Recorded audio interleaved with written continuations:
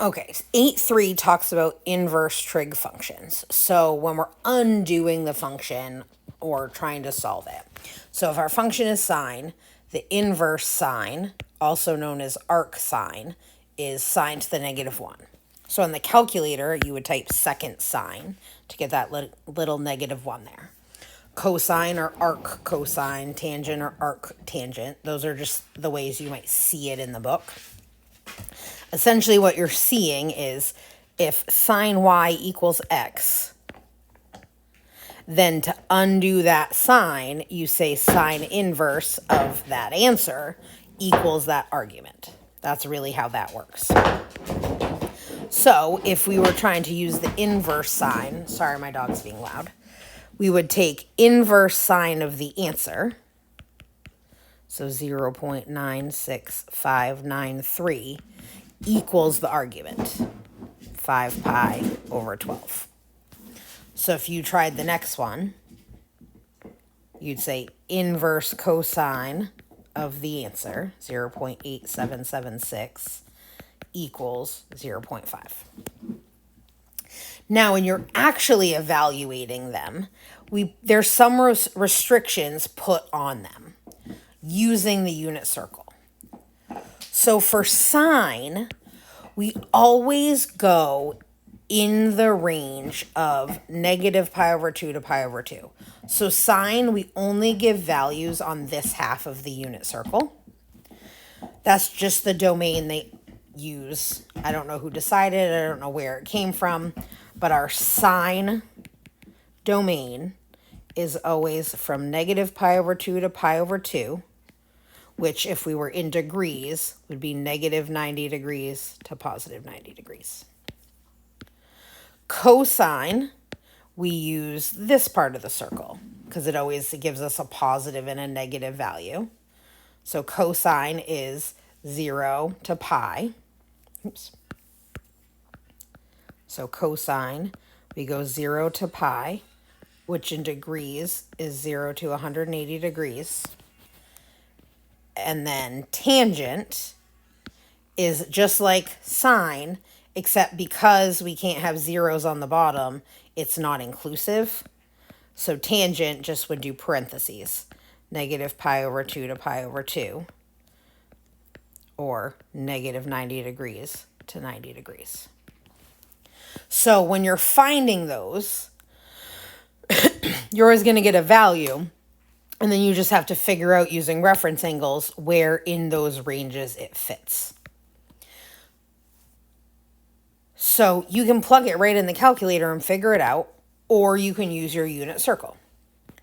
So if I do this first one, sine inverse of 1/2, remembering sine is y, we're going to 1/2 on the sine, knowing sine is in that right-hand side of the circle. So we want our y to be -1/2 in this part of the circle. So if y is -1/2, that's right here.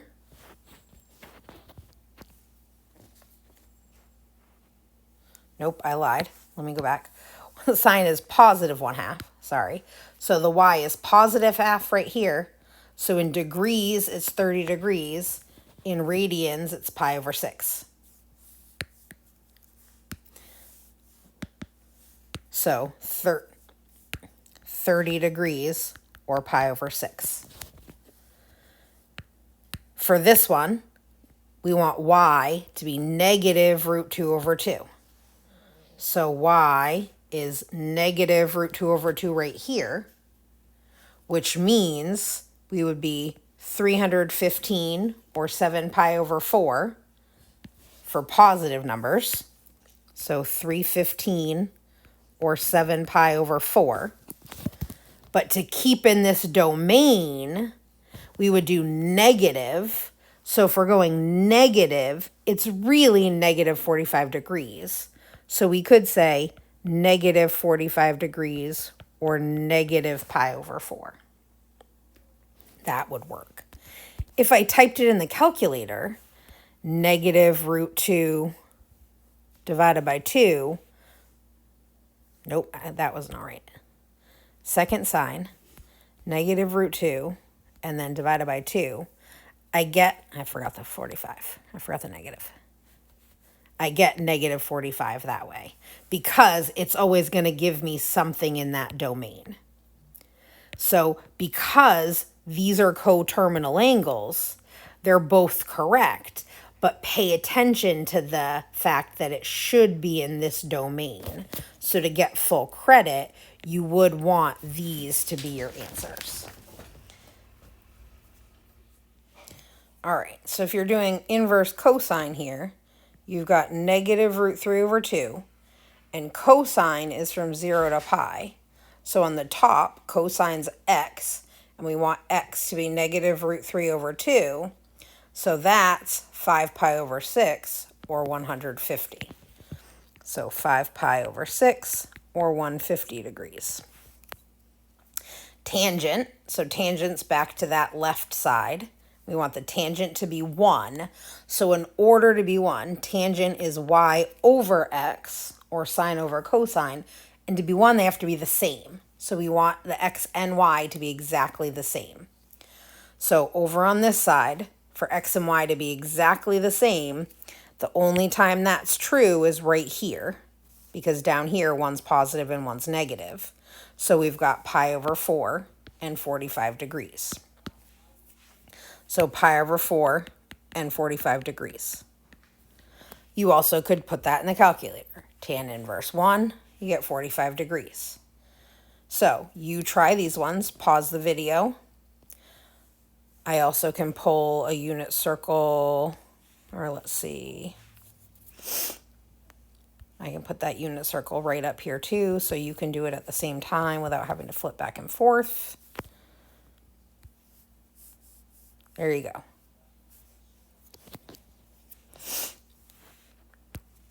All right, so sine negative 1, so we want y to be negative 1. That's right here, so that has to be 270 or 3 pi over 2, but to be in that range, it would be negative 90 or negative pi over 2 to be fully correct.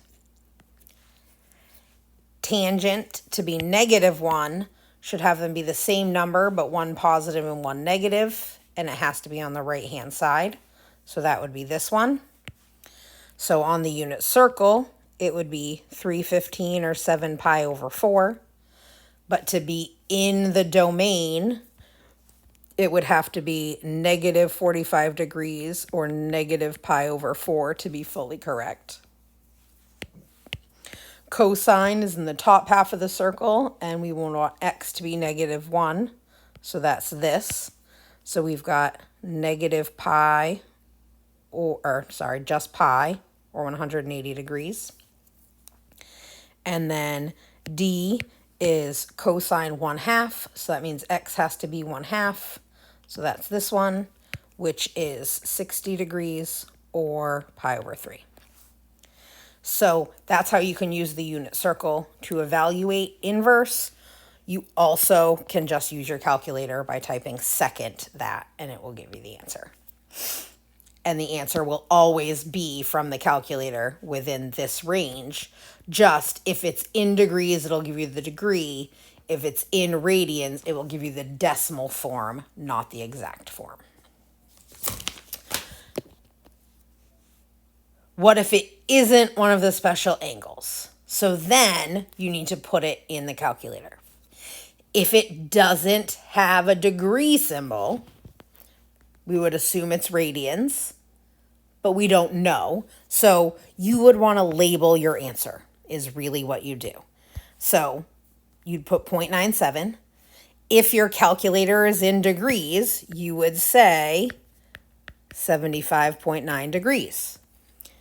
If your calculator's in radians, you would say 1.33 radians. If it's not labeled, I'm going to assume it's in radians. You try that one.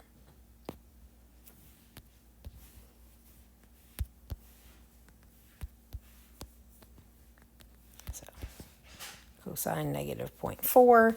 So that would be 1.98 if it was in radians. And if your calculator was in degrees, you would do the same thing and you would get 113.6 degrees. Good. Find angles in a right triangle. So our right triangle is where we do our SOHCAHTOA. That hasn't changed. We're just going to have to do the inverse because we don't know anything.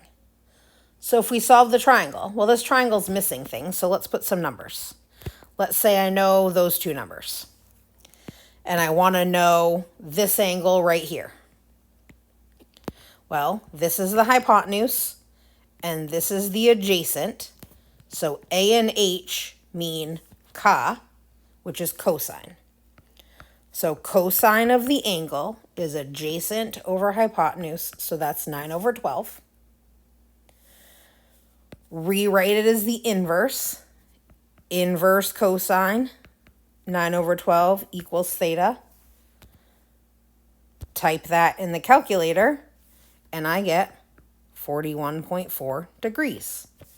And when we're dealing with triangles, we want it in degrees, so makes sense. All right, well, I just gave you those numbers, so that probably wasn't the best example. So you try these ones. All right, so if this is the angle, that's the hypotenuse, that's the opposite. So you would do sine of the angle is opposite over hypotenuse. So inverse sine 6/10 is 36.9 degrees. All right, so now we're doing composition where we have both of these things. So you work your inside out. Kind of putting these things all together here. So if we're combining these, we're going to start by doing sine of pi over 3. So sine of pi over 3, we go to the angle pi over 3, and sine is √3/2. Then we do the inverse of sine √3/2, knowing we're only working on that side.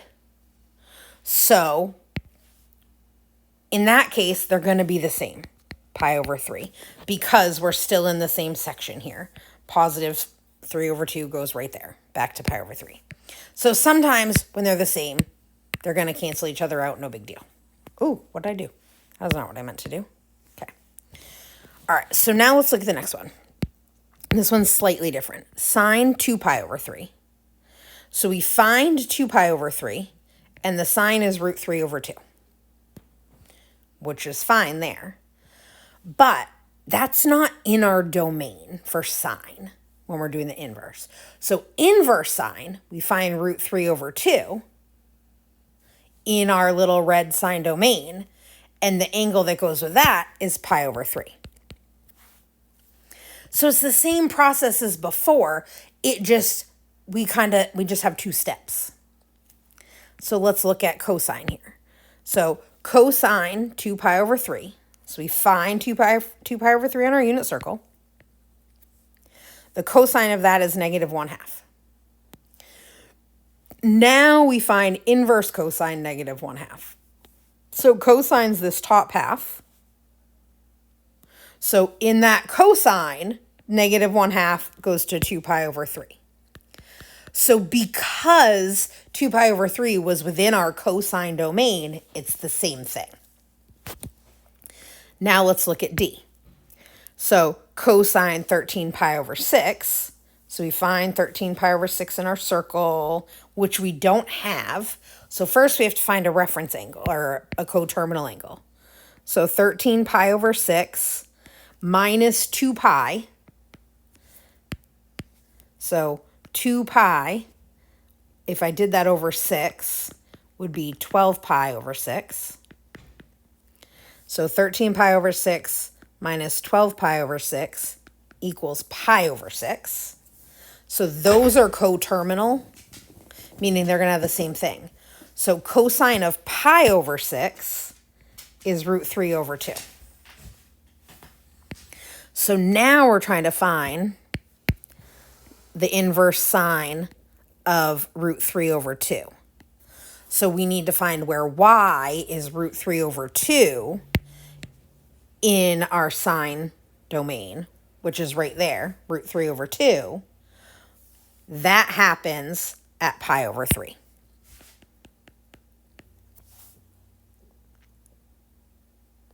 So we're kind of going backwards. We solve the first part, then we use the answer to that. So the cosine of pi over 6 is root 3 over 2. And then use that to find inverse sine. So let's look at this last one here. Cosine inverse 4/5. 4/5 isn't on our thing, so we need to use the calculator. So cosine inverse, first I'm going to make sure I'm radians. Okay. Cosine inverse 4/5. Cosine inverse 4/5 is 0.6435. So now we're looking for sine 0.6435. So then 0.6435 gives us 0.5999, which is 0.6. So because I can't do that on the unit circle, I would just type that right in the calculator. Now, I could type all of them in the calculator. So let's look at D again. And let's just type sine inverse cosine 13 pi over 6. If I type that in, I get 1.047. Now let me type pi over 3. Pi divided by 3. 1.047. It's the same thing. So this would be your exact answer. This would be your approximate answer. So when you have the unit circle, it helps you get exact answers. But technically, unless it says exact, you could just type it in the calculator. That part's up to you. So I would like you to try these last ones down here. You can try them with the unit circle, try them with the calculator. That's up to you, how you decide to do it. But go ahead and do that and see how it goes.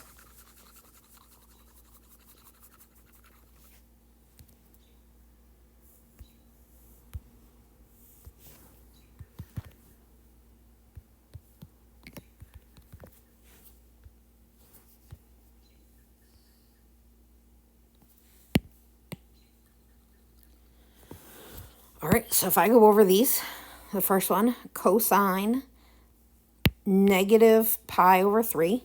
So that means negative pi over 3 would be negative 60. So here. So cosine is 1/2. So now I'm trying to find cosine inverse of 1/2. And cosine's in the top. So I want x to be 1/2 in the top. So x is 1/2 right here. So I would get pi over 3. Okay, next one, tan pi over 8. I don't have a pi over 8 on my calculator. So pi over 8 would have to be somewhere about here, which falls in the tan range. So technically they would undo each other. But because it's not in my calculator or not on my unit circle, I would probably just do tan pi over 8. And I would get 0.39. And that's what I would put in. But if I wanted to test my idea that it probably undoes each other, pi over 8 is 0.39. All right. 11 pi over 9 isn't on my circle. 2 pi, if I tried to do it over 9, I would get 18 pi over 9. So nope, that doesn't work. So not on my unit circle. So I'm, again, just going to type it. So second tan, 11 pi over 9. I would get 0.698. And that's in radians because there's a pi. Oh, I didn't need that. All right, here we've got negative 11 pi over 4. So because it's pi over 4, I would try to find, or I don't know why it's being difficult. All right, I would try to find 2 pi times 4 over 4 equals 8 pi over 4. So negative 11 pi over 4 plus 8 pi over 4 equals negative 3 pi over 4 plus 8 pi over 4 equals 5 pi over 4. So this is going to be the same as sine of 5 pi over 4, which is right here. So sine of 5 pi over 4 is negative root 2 over 2. So cosine, I'm looking for negative root 2 over 2. So that would be right here, which is 3 pi over 4. If I chose to just do it in the calculator, I would do second cosine, sine, negative 11 pi over 4, and I would get 2.36, which is the same thing as 3 pi over 4. 3 pi over 4. There you go. And then this last one, cosine, tan inverse, 5/12, 0.923. So that is the rest of chapter 8. Let me know if you have any questions.